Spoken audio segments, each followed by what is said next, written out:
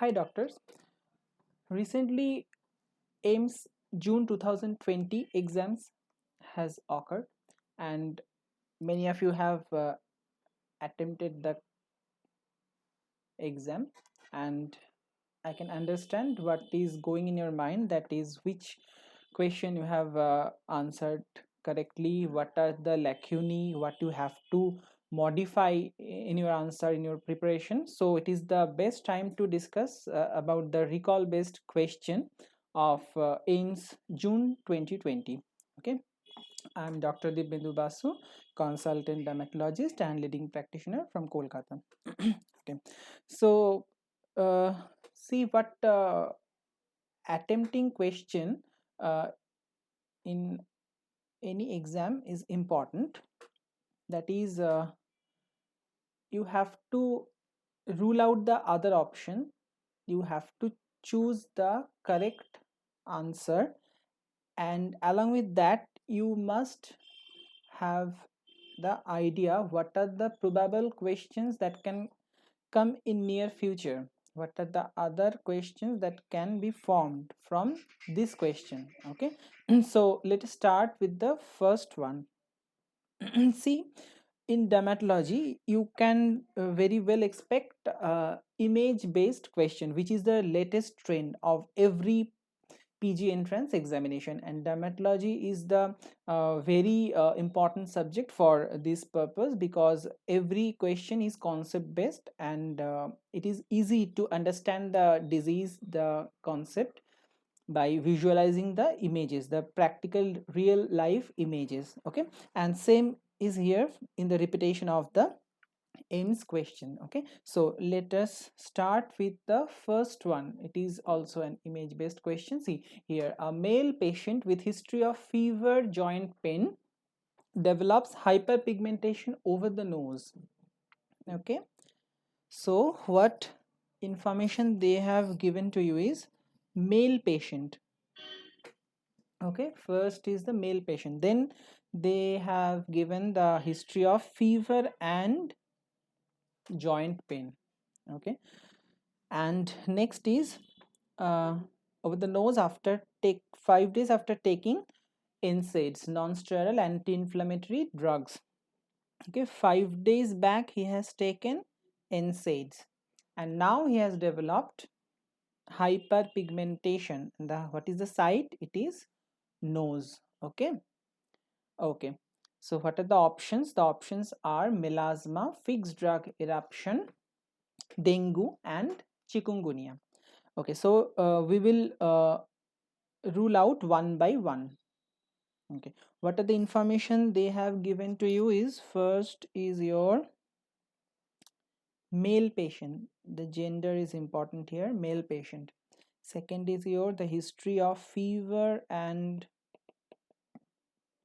joint pain. Okay, and history of NSAIDs intake, history of NSAIDs intake 5 days back.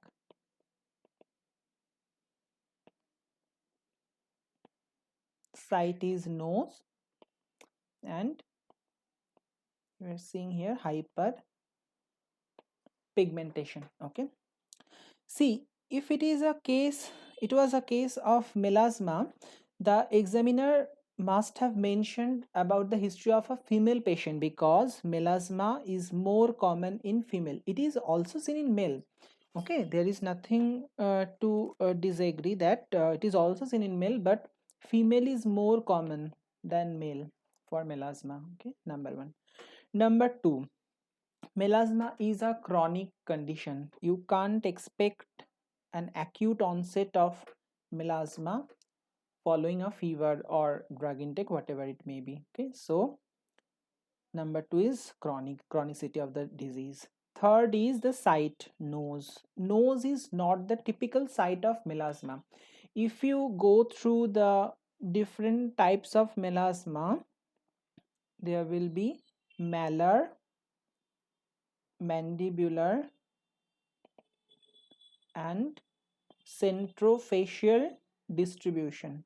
Okay, among them the malar variety is most common. You can get an overlap of these three types also. In centrofacial type, you can expect involvement of nose, but along with nose, there will be involvement of the adjacent areas also. Okay, so melasma is ruled out from the history of chronicity, site, and the gender. Okay, next is your fixed drug eruption. Okay, fixed drug eruption, very common disease. Okay, in our clinical practice we very often get cases of fixed drug eruption from several diseases, and NSAIDs is a very notorious drug for fixed drug eruption. Okay, NSAIDs, this is very notorious for fixed drug eruption. So what is the onset, the time of onset for fixed drug eruption?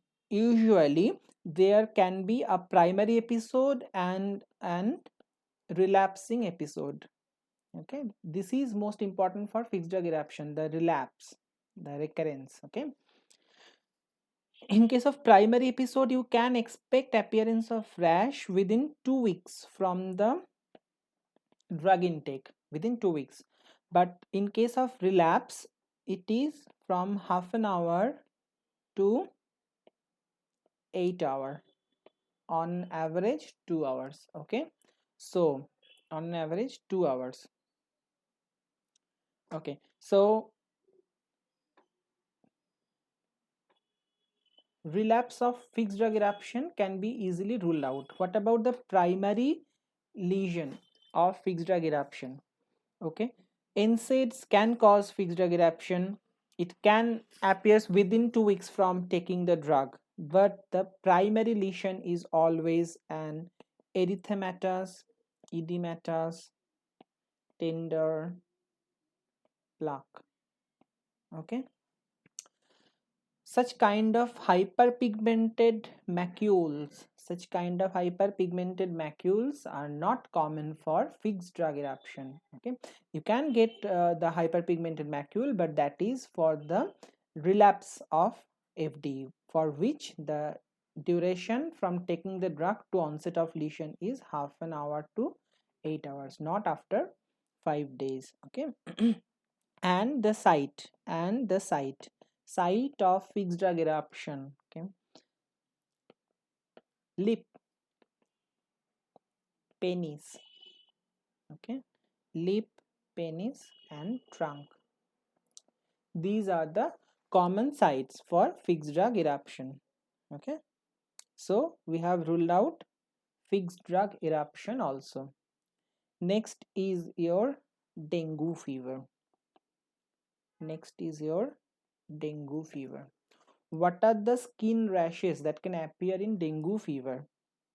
In dengue fever, there are biphasic skin rashes. At the onset, with the appearance of fever, there will be a morbilliform eruption, which is a very non-specific common finding for every viral illnesses. Okay, a morbilliform eruption with or without pruritus, that is common for the early stage of dengue fever. During the convalescence, that is after the fever subsides, there will be appearance of petechial rashes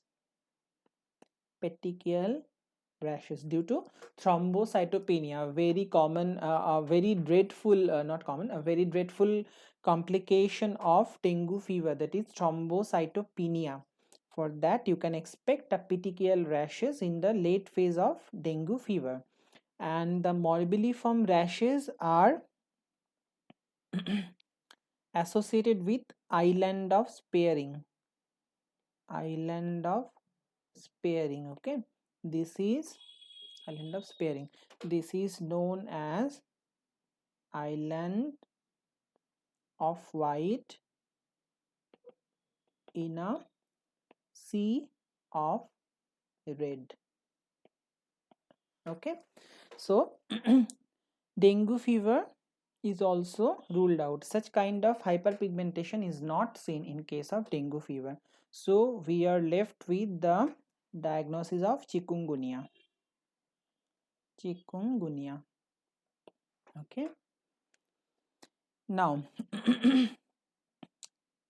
the fever, joint pain, very characteristic of chikungunya fever, very characteristics. Okay, regarding the skin rashes, there are various types of skin rashes that are associated with chikungunya fever. You can expect a morbilliform rash, you can expect an urticarial rash, you can expect a ten-like rash. Several kind of rashes, skin rashes, are associated with chikungunya fever. But what is specific for it? The chick sign, CHIK. Okay, the chick sign is specific for dengue fever. What is that? That is hyperpigmented macules over nose after subsidence of chikungunya fever.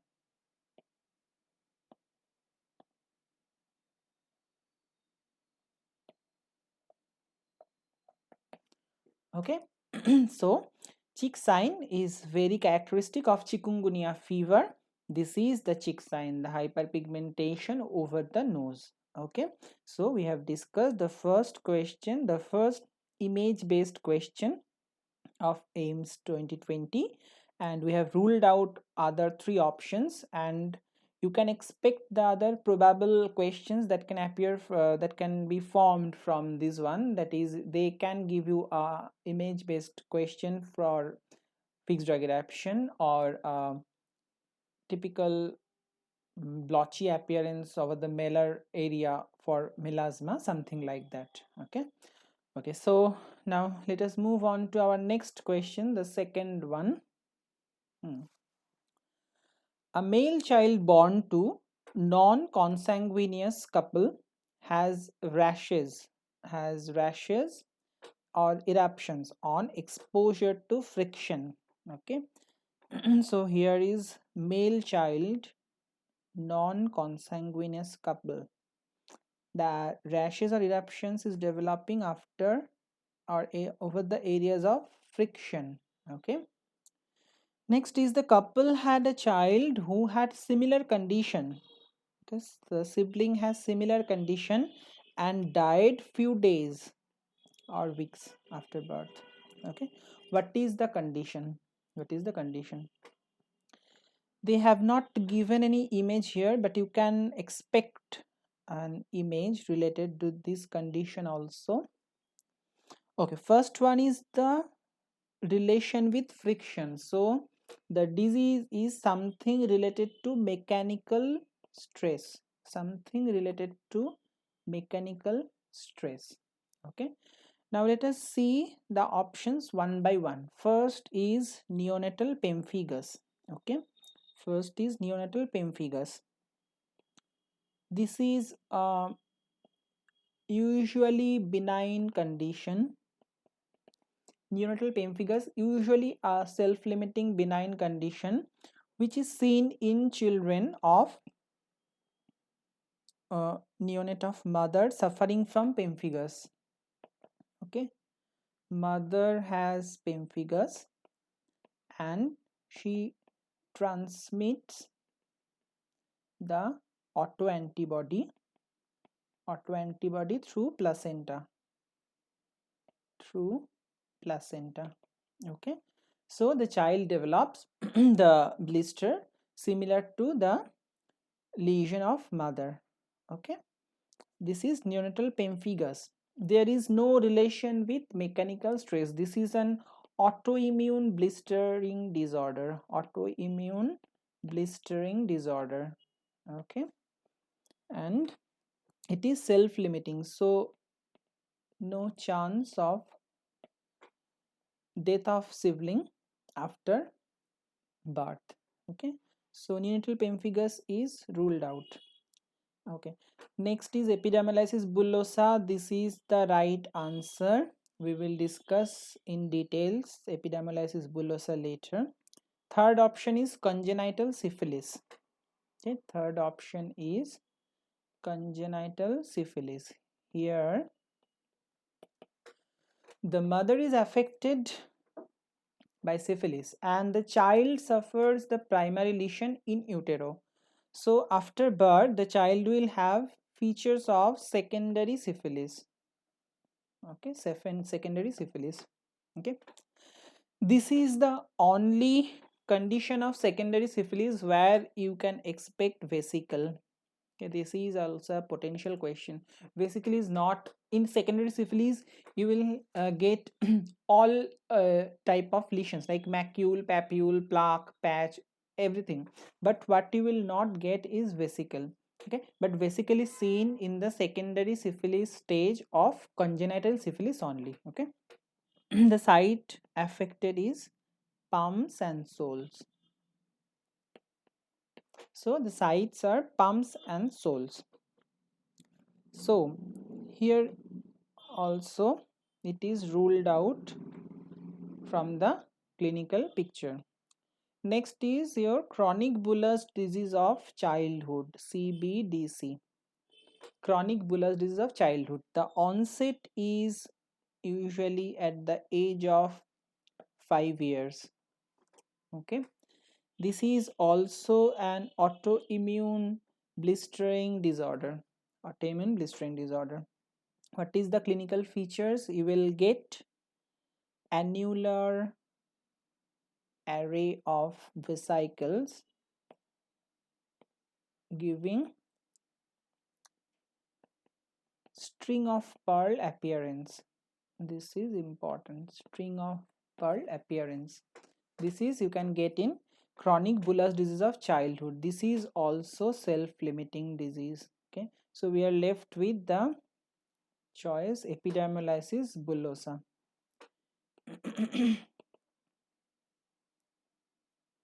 Epidermolysis bullosa.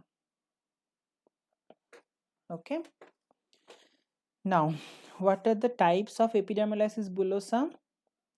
It can be simplex, it can be junctional, or it can be dystrophic. Okay, depending on the layer which is involved, it is of three types: simplex, junctional, and dystrophic. Okay, it is a mechanobullous disorder. Mechanobullous disorder. So you can expect blister formation over the site of trauma. Blister over site of trauma. Okay, and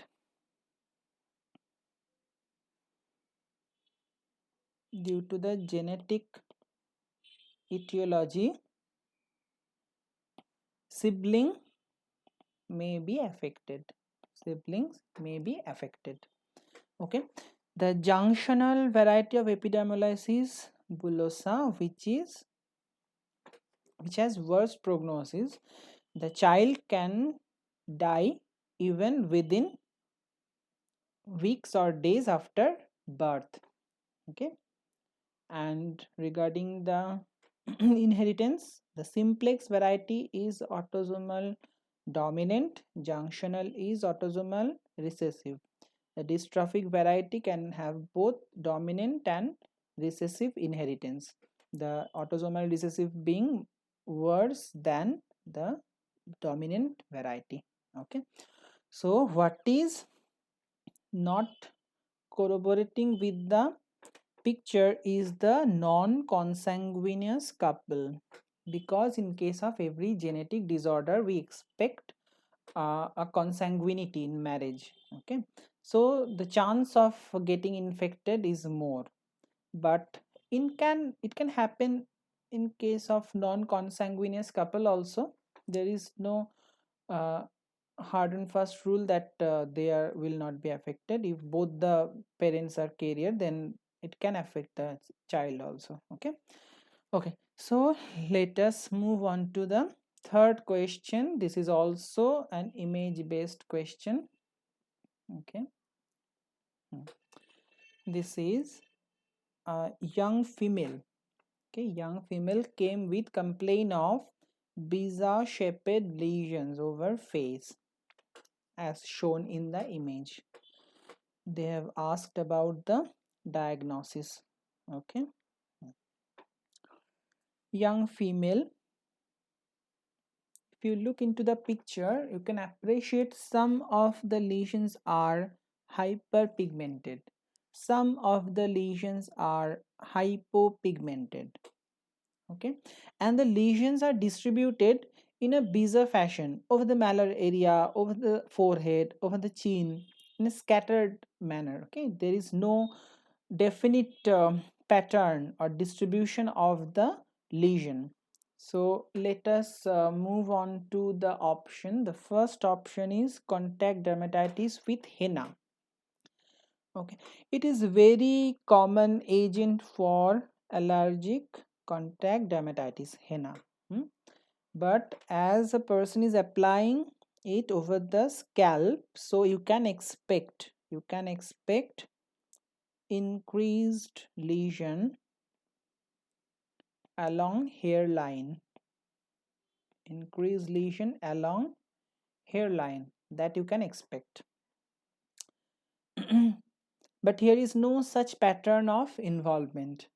Okay, no such pattern, and all the lesions are healed lesions of healed pigmented lesions of some inflammation or something like that, and it has no definite pattern that may suggest the application of henna, so this is ruled out. Next is your dermatitis artifacta. Yes, this is the correct answer. We will discuss it. Vitiligo, the third option, vitiligo. What you can get in vitiligo? You will get depigmented lesion, depigmented lesion. Okay. But as you have seen here, you are getting some hyperpigmented, some hypopigmented, one or two are depigmented also. Okay, but this is not the pattern for vitiligo. You can get hyperpigmentation in vitiligo also, where in case of trichrome vitiligo, you can expect a hyperpigmented rim between the normal skin and the depigmented skin.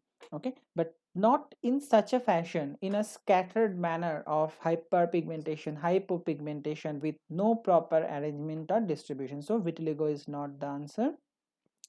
Next is polymorphous light eruption. What are those? These are photodermatosis, photodermatosis, polymorphous light eruption. Okay, what are the clinical picture?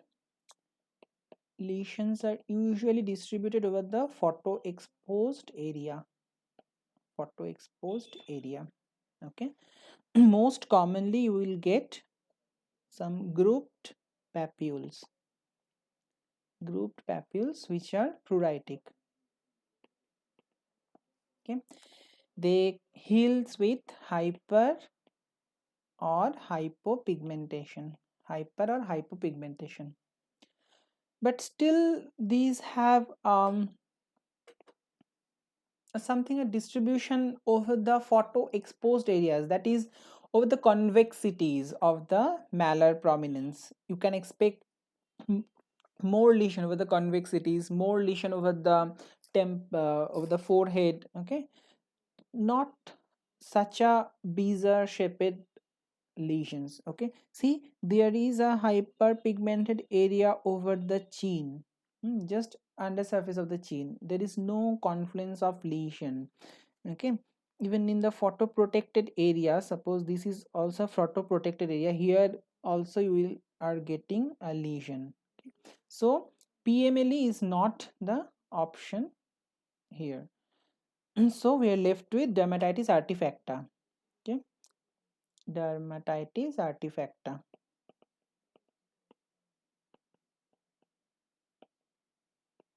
Okay, this is a psychocutaneous disorder. Psychocutaneous disorder. Here you will get bizarre shaped lesions with random distribution, with random distribution. Okay, you can get some motive for appearance of this lesion. The patient usually applies some corrosive agent or some mechanical trauma they create over the face or any approachable sites where you will get various types of lesion. You can expect ulceration, you can expect the healed lesions of pigmented healed lesions also. So this is dermatitis artifacta. Psychotherapy is the mainstay of treatment. Otherwise you can use antipsychotic drugs also. Okay, so this is about the third question, also an image based one. Okay, now this is the fourth question. This is also an image based question. See, which of the following drug is responsible for this rash? See what is visible here. You are seeing some scratch marks. Okay, some linear scratch mark. See here, some linear scratch marks are there. Okay, this is known as flagellate pigmentation, flagellate dermatitis, flagellate dermatitis. Okay. Flagellate dermatitis. This is a repeat question. This has been asked previously, but you may not have the idea of the image of this lesion. Okay, so what I was telling that you don't need to expect some out of the blue question always. They will ask you several repeat questions, several easy one questions, but you have to know a little bit in-depth study of that portion so that you can answer it clearly. Okay. So as they have asked about the flagellate pigmentation, you must need to know what are the causes of flagellate pigmentation. See, this is the true flagellation. What are the causes of true flagellation? Okay, that may be due to torture, that may be due to sexual pleasure in a kind of sadomasochism also. This is also a kind of torture. In case of child abuse, also a case of torture. In case of religious punishment, that is done during the Muharram, and also dermatitis artifacta. But see here, these areas are not approachable areas, but still you are getting such lesions here. So dermatitis artifacta, you expect the lesions over some approachable parts usually. Okay, these are the cause of true flagellate pigmentation. Next is chemotherapy induced flagellate dermatitis. Here is your bleomycin. Other important drug is docetaxel. Okay, some rheumatological disorders like dermatomyositis, some toxin induced, the citic mushroom poisoning, that is a very common cause. Some pruritic dermatosis, you can expect this like for dermographism and poison ivy dermatitis. Okay, and also idiopathic variety. So remember these points at least. The torture in dermatitis artifacta, among chemotherapy induced drug bleomycin docetaxel, among rheumatological disorder dermatomyositis, shiitake like mushroom poisoning, dermographism, and poison ivy dermatitis. Okay, so here the correct answer is bleomycin. Okay, so what are the possible questions that can appear in near future, they may ask that what are the conditions where flagellate dermatitis is not seen, and they will give you some of the options from here and some other causes where it is not seen. Or you can expect other pigment related side effects of anti-cancer drugs or anti-malarials, which are very common for pigmentation. Okay, so remember those questions that you can expect here. Okay, now this is a typically memory based question. There is nothing to discuss concept wise. The methyl isothiazolinone is used in cosmetics as, okay, surfactant, humectant, preservative, and emulsifier. So cosmetic dermatitis is a very cosmetic dermatitis is an emerging problem nowadays due to use of lots of cosmetics for various purposes. Okay, so in cosmetic dermatitis part, you can expect what are the lesions. First is irritant contact dermatitis. Irritant contact dermatitis. Second is your allergic contact dermatitis. Okay. Third is your photo allergic reaction. These three are most common reactions of cosmetic use. Okay, so the allergic contact dermatitis, this is caused by several components used in cosmetics. What are those? Those are fragrances. Those are fragrances first of all. Second is preservatives. Okay, fragrances, preservatives, these are very notorious component of cosmetic which can cause allergic contact dermatitis. Okay, okay. Now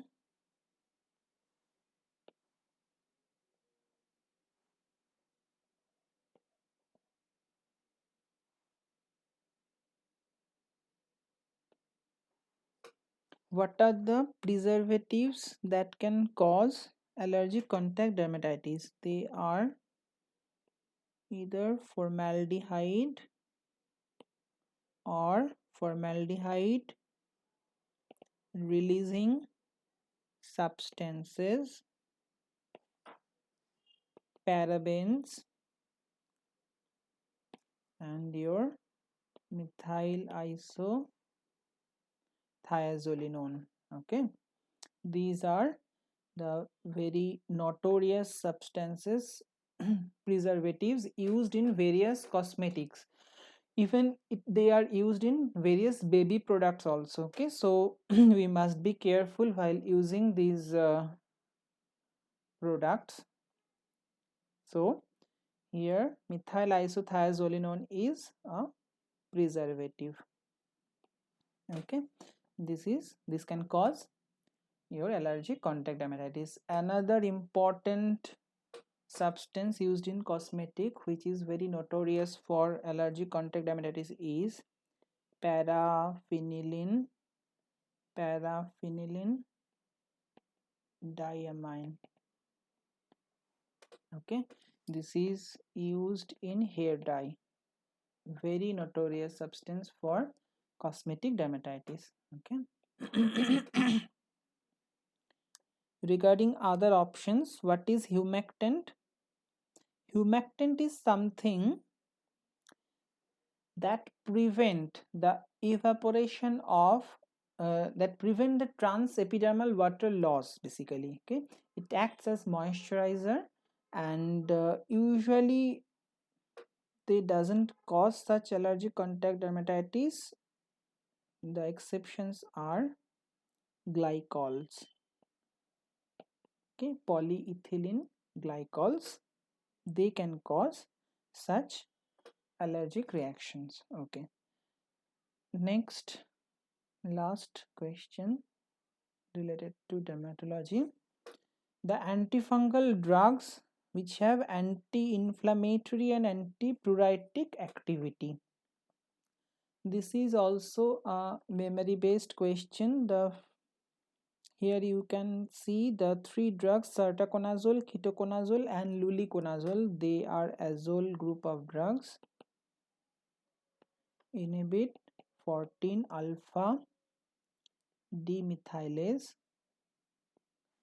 okay, in the formation of fungal cell wall. Among them, ketoconazole is the drug which has anti-inflammatory and anti-pruritic action. Okay, so we use this drug for the pruritic conditions like the dermatophytosis to reduce the inflammation and the pruritus related with such dermatophytic infections. Other drugs are also used in case of dermatophytosis, but they don't have the antipruritic or anti-inflammatory effect. And terbinafine, this is the drug of choice for tinea infection other than tinea capitis.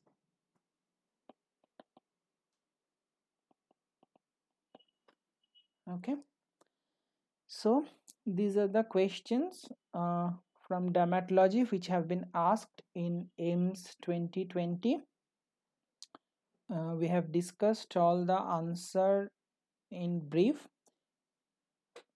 These are taken from standard textbook references, so I think there should not be any doubt regarding the answer authenticity. Okay, so with this I conclude it, and best of luck for your AIIMS result. Thank you.